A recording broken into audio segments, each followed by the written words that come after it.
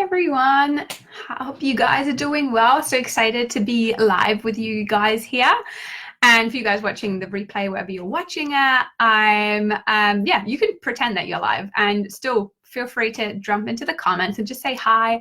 Tell me who you guys are, where you're watching from. And I'm Jen Rottmann, and I help people, become leaders in their field. And I like to always say it without, faking it till you make it. Because the thing I'm most passionate about is really helping people lead from a place of, true like inner confidence. Because the thing with fake it till you make it is even if you do make it, you're still fake, right? And that's not like the most, the thing that we're really after, right? Like we really want to lead from a place of, true authenticity, from creativity, so we can really, attract people and serve people that really want to listen to us, that want to, follow us, and that want, to buy from us as well, or work for us, or whatever capacity you're leading in. Hi, Joanna, how are you? So I wanted to, and like I said, that's what I do and that's what I teach. But I wanted to specifically for this training, I just wanted to kind of jump on and talk to you guys about hi Tally, how do we deal with negative emotions and things like fears and insecurities and stress and all the other fun negative emotions that we all feel when we're a leader. Because I did this really wrong with my first, like when I first became a leader. Like I just to give you a little bit of my story, like my first company, I've always run my own business, but the first time I incorporated in a company, I built it up to 7 figures. I was only 26, and I learn by doing, right? And I don't often like to listen to other people, so I have to make a lot of mistakes because I'm learning as I'm going along. So I made a lot of mistakes early in my leadership, and which makes me such a great teacher nowadays, because like I said, I've got the practical examples of how to do it and how not to. And one of the big mistakes I made is I had this philosophy and ideology of being a great leader, which served me really greatly. And I'd love to hear from you guys if you just want to let me know in the comments, like what's a great leader to you? Like, what do you think of, either yourself or other people that are great leaders? What are some of the characteristics and traits? Like you guys can drop them off in the comments and I'll have a look. But for me, like one of the big things was always, I believe leaders are there to, to show, not to tell. It's about serving people, right? A lot of people abuse their leadership and it's like, oh, I'm going to just tell everybody to do what they want. I really think, the biggest gift of leadership is that you actually get to serve other people, right? That you get to be the example, and that you're leading. I think it's so important to lead with positivity. And, I learned very quickly just in the environment I grew up, like I realized that if I came into my office, right, and I had a lot of people working for me, if I came into the office with all my fears, and if I didn't feel good or I didn't feel great, and I came in with that attitude, like everybody else would feel that too. And that's not what a leader's supposed to do. Like a leader's responsible. Like no matter how shit I felt that day, I would put a smile on my face and I'd walk through the office and I'd create this positive energy because I wanted other people to feel, that around me too. Now, there's nothing wrong with that, right? Like I still believe that to be true when we're in this leadership role. Like it's super, super important to really have, it's a great privilege to be a leader, but it also comes with this responsibility, and we really should be, responsible to the other people that we're around. But the thing that I really made the mistake of is, that's a great ideology and great philosophy to have, but in practice, we're all human beings, right? We all have fears and we all have insecurities. And, what I used to do with those was I would, and, let me know guys, if you can relate to this, I used to I just pushed them away, right? So I just would push them down. I would ignore them. I'd judge myself for like not being able to deal, that I would doubt myself so much, or that I would worry, or whatever else I was doing. And I would just push them down. So if I'd walk into my office and I would just put on this persona. Like I was doing it such a convincing job of pretending that I even convinced myself. Because I would generally, when I was in the office, I'd feel great. I'd feel amazing. That's the great thing. When you smile and you have put on a positive attitude, you start feeling that way. The challenge was just that those fears didn't, once I went back home or in my personal life, that shit all came back. So it's like when you clean up the house, right? And you just, you want to make it tidy, but you don't really want to tidy up. So you just put everything in a cupboard. It only works for so long. At some point, it all kind of comes flooding out, and you've got a big, great mess. And this is what really happened to me, right? Like it happened to me because I just kept ignoring, and I kept pushing down any kind of negative feelings, and it didn't have a really good way of dealing with the negative emotions. And it's something that, and again, I'd love to hear from you guys if anybody can relate. But I see this a lot, right? I think this happens a lot. And I've seen people that, you know, obviously the more responsibility you have as a leadership, and I think a lot of CEOs of really big companies have this to a much more extreme, level, people that are famous or whatever it is, right? The more people you have looking up to you, the more responsibility you have, like the bigger this challenge gets when you do not know how to deal with your negative emotions, because we're all people, right? Like we all have fears and we all have these insecurities. And like I said, it's about how do we marry the two of them, right? Like how do we be a positive example and be a great leader and serve people, and don't take our shit to people, because that's not what we're supposed to do when we're leaders. But still, we need to find a way of dealing with these. And like I said, for me, it was, Tally says totally. Yeah, so glad you guys, you can relate. And this is, like I said, I see this so often, like, because, and I think especially with women, like, or not even, like, I think women and men do it for different reasons. Like women do it because we want to always do the right thing and we doubt ourselves a lot. And men do it again because they're very competitive and they don't want to see, like they don't want to fail, right? So we can all do it for different reasons, that we portray this image of we've got everything together on the surface, but internally we're actually really struggling to deal with our emotions. And I came up with this really simple tool that I want to share with you guys. That just really helped me. Like I said, for me, I had to, like, everything had to go all over the place to, like, kind of reflect back and figure out where I'd gone wrong. But that's why I can then share with you guys now. And it's a super simple tool, but if you use this, it's really, really helpful in becoming a much better leader and leading in from this positive example, but at the same time also not having to constantly just push down your fears, but actually dealing with them in a much better way. I like to call it recycling all your negative emotions and then actually getting more positive ones from them. I'm also really happy for any of you guys, if you've got any questions around this topic in general, like leadership, like how do you deal with your negativities, any specific examples, feel free to just chuck them in the comments. I'll definitely come back to them. Even if you're watching this a replay or somewhere else, I always keep an eye on the comments and we'll jump back in if I can. But I want to share the tool with you guys first. So it's actually really, really simple. And I've also put it here. You can click the PDF and download the worksheet as well. I've put it together there for you guys. But really, the idea behind it is quite simple. One, we have this idea that in leadership we are by ourselves at the top, right? Like you are the person on stage, you are the head of the company. It is, you alone at the top. But being alone at the top, right, doesn't mean that you have to be lonely or you have to do it all by yourself. This is the big mistake that I made, right? I thought I had to do everything by myself and I had to get everything right. And this is the quickest way to, like, really, screw yourself over. So again, let me know, guys, if any of you guys can relate to this. And what I then kind of thought about was, like, okay, really, we all have different kinds of relationships in life, right? We all play different, what I call, roles. And, you can have a brainstorm about all the different roles you play yourself. So, I'll give you an example. Like, I'm a daughter, I'm a sister, I'm a leader in business, I run my own business, but I also am a friend, I'm an auntie, I'm a niece. Do you mean, like, and on it goes, right? We have all these different roles where we act different, right? Like me being a leader in the front of my company is very different as when I go home and hang out with my, mom, dad, and brother and sister, right? Like I play a completely different role, and we all play different roles. And what I kind of, if you think about all the different roles we all play and different things we do, there's really kind of three categories we can put them into. Now, some people we have relationships with and we can play all three roles in just one relationship. Some it's only for one. You'll see you can mix and match them. But there's really only these three types. And one is really the leader role, right? That's where we are the leader. We're leading. And this is where we really, like mentioned, we really do want to show up with the most positive, best version of ourselves. Like the more positive and the more selfless and the more, like with positive energy and like where we're leading with a strong message and the more confident we can show up in that role, the bigger our impact is going to be. And it doesn't matter what we're doing, like in any shape or form we're leading, that's where we're really going to get, the most out of it. But then we also have these other roles, right? So we have what I call like your peer group. So our peer group is anything like, this is where most of us have our, our personal relationships. So your friends, your family, people that you just kind of hang out for fun, right? Because it's just pure relationship and it's kind of brings, pleasure and enjoyment to your life. If it's your colleagues, right? People that are in your same industry at your kind of same level. So it's kind of all about like being at the same level in the sense of like, we're not being the leader or being led by this person. We just kind of, there's other reasons why we're kind of hanging out. We can kind of, you know, sometimes it's a bit of, you know, bit of both. Sometimes it's just, you know, pure enjoyment. So that's our peer group.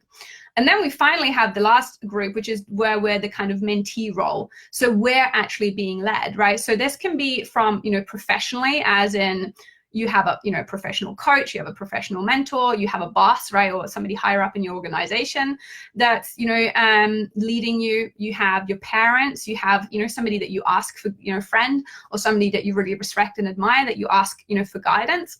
And again, you can ask people for guidance for different things. Like I have one of my best friends, is, you know, she's married, in a relationship, a happy relationship for a long period of time.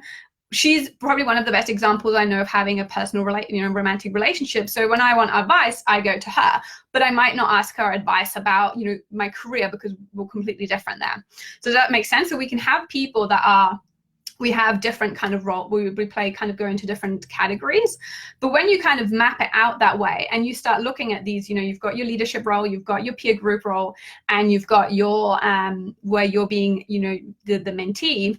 What is really great about that is it helps you map out, be the best leader you can, and then realize that you don't have to do it by yourself. Like yes, in your leadership role, you might be, you know, if you are the owner of the company and there's nobody else, you are the last line of defense, right? Like if you're like me, I'm a personal brand, like my face is everywhere. And of course that comes with responsibility, but that doesn't mean I'm by myself or I'm completely isolated and I can't ask for help and I can't be supported.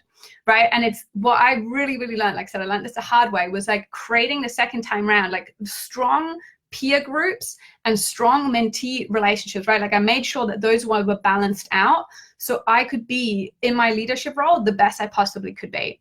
But, and like I'll give you some practical examples so you can see how that worked for me. And there's no right or right way of doing this, by the way. This is something that's why I put together the worksheet the way it is. Everyone's different, so you want to do whatever feels like right to you. For me, that meant doing things like, you know, my first company, when I used to just work. That's all I did. I didn't have a personal life, right? You know, that's why I was successful very quickly, but all I did was work, and I wasn't enjoying my personal life. I didn't have a personal life really anymore, and that's not really, you know, what I wanted. Again, there's no right or wrong on doing anything. It's just I realized that's not what I wanted, because I wanted to work, you know, and have a successful business to be free and enjoy myself and do lots of things. And I wasn't doing that. So for me, I realized later on, I was like, okay, if I'm going to be the best leader I can be and really serve people, I need to also spend, you know, time enjoying myself. And that includes like spending a lot of time with my peer group, like my best friends that I can just, you know, best friends, my family, that's the most important thing to me in my life. So just spending time with them and having it scheduled, right? And making it a priority in my life. Other things as well, like having a strong peer group around other people that I admire in the industry, and that, you know, sometimes just catching up with people. Again, nowadays it's so easy with Facebook groups. You can find people all over the place at a similar level to you. And again, if you just want to, you know, people that you like, that you hang out, like to, you know, you look up to, that can give you a bit of inspiration. And, you know, that's an example, for example, for your peer groups, things that you want to put in place that help you be a better leader. And the final one is like your mentee roles, right? So this one was really hard for me because I was really bad at asking for help. And, you know, and this included, you know, I've hired, you know, you can hire, you know, coaches to work with you directly if that's something really specific you want to work with. It's included for me just, I do a lot of self-study. Again, I'm self-taught pretty much on everything. And I, like I said, I love learning as well. So I'm always, you know, reading books or doing new courses, or like I said, hiring a coach to train me into something where I become the student, right? And again, it's a very different, for me, that works really well in being a better leader, because I feel like this person is already great at this. All I need to do is I'm learning, and then I can go into my leadership role, you know, even stronger and even better and with more, you know, skills. But it also includes just sometimes, you know, asking when I'm feeling really shit and I have a lot, you know, my fears or insecurities are really getting out of hand, like calling one of my best friends, and just, even if she doesn't understand, right? Like I have a lot of my personal relationships, they're not in the same industry as me, but I can still explain and tell them what's going on and just have somebody listen. That is, again, a really great way for me to deal with my negative emotions, and it not just to, like I said, push it out, but actually let it out. And as soon as I let it out, it tends to transform itself anyway, right? Most of you probably know, as soon as we actually just say out loud even a problem, it already doesn't feel as scary anymore as it did before.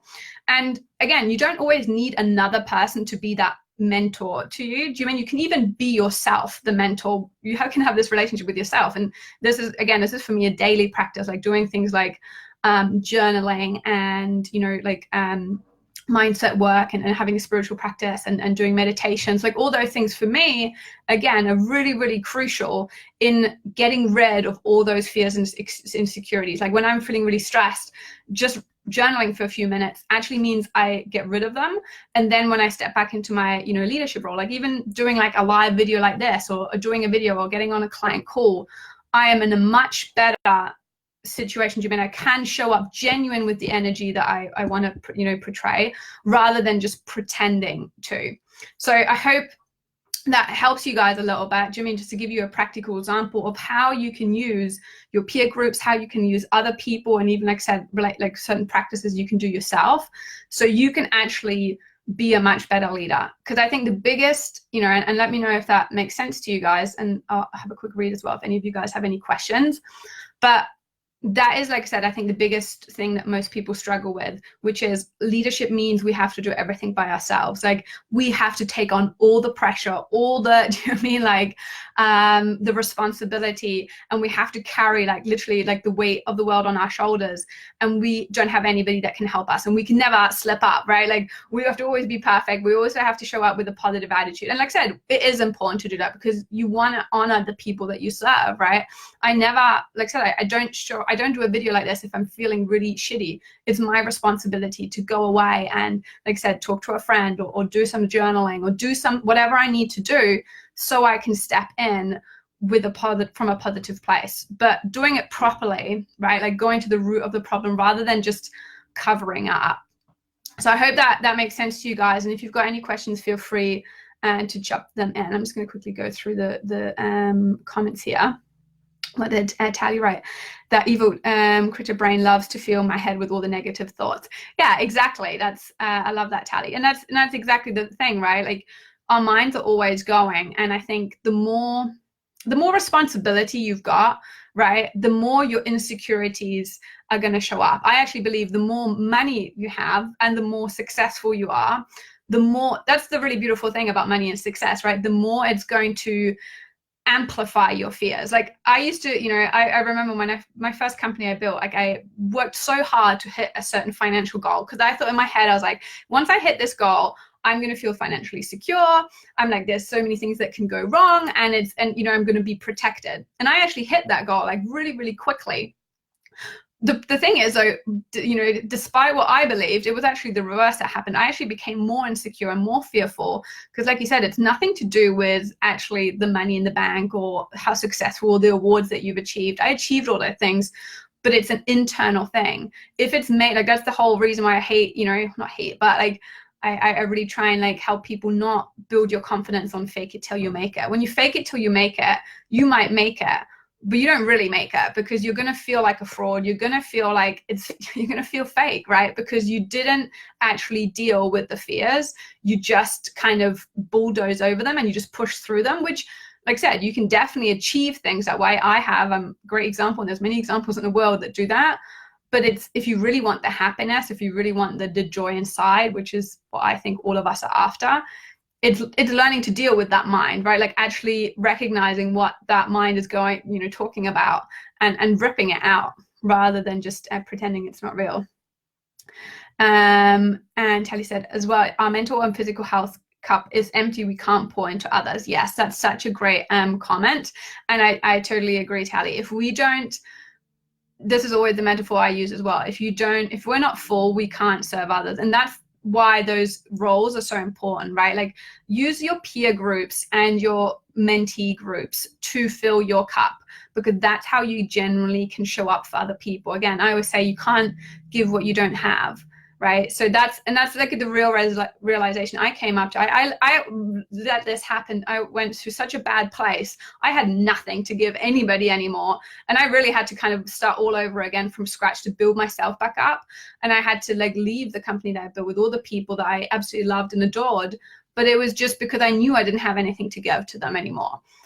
You know, like that's the problem when we don't take care of ourselves. And, you know, like I said, I've done this the real wrong way to be able to teach you, you know, about this today. but it is, you have to make sure that you're, you know, self-love, or be understanding who you are as well. Not everyone is the same. I might be different to you. It's I always share this to people, not that people should copy exactly what I did. That's why the way I've put the exercise together is it allows you to do it in whatever way you want. Like, look at those groups for yourself. Maybe the way I do it isn't going to be right for you, right? Like, we're all individuals. And again, being a leader is really about being authentic. It's about being creative, and it's staying true to yourself, because nobody can lead in the way that you can. But we have to do the inner work to actually get to that, right? And do these kind of things to really figure it out. So if any of you guys want to, like I said, have the worksheet, you can just click on the link, and it'll send you through. It's a little worksheet that you can do. You can also join the Facebook group. So if you want to share your insight or ask any questions, you're more than welcome to.